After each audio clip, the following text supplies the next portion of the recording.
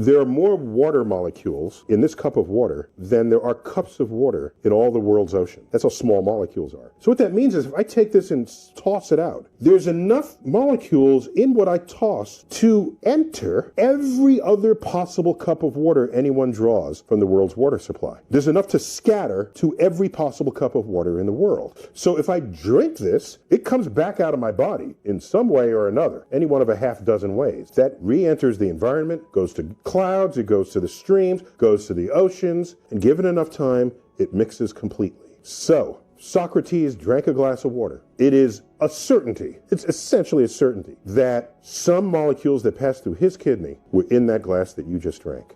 And it's not only that, by the same reasoning, there are more molecules of air in every breath you draw than there are breaths of air in all the Earth's atmosphere. So by the same calculation, every breath you take, some of those molecules pass through the lungs of whatever is your favorite historical character, Jesus. You want to think of us as separate and distinct from one another or not connected to the world, but we are.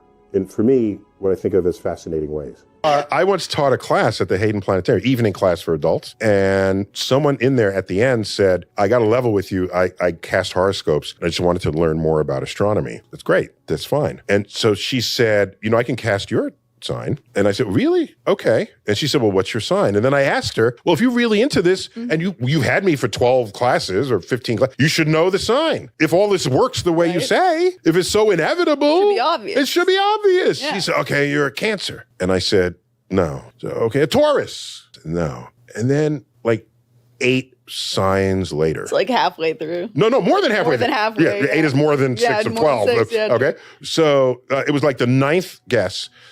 She said, you must be a Libra then. And I said, yes, a Libra. I knew it.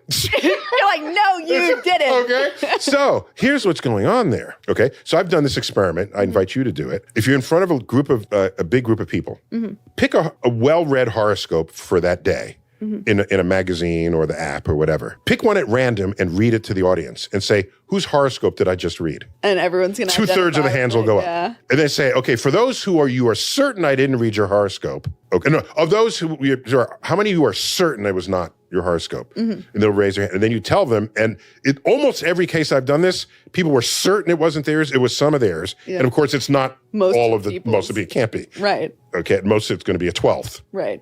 So the point is, that's another confirmation bias going on.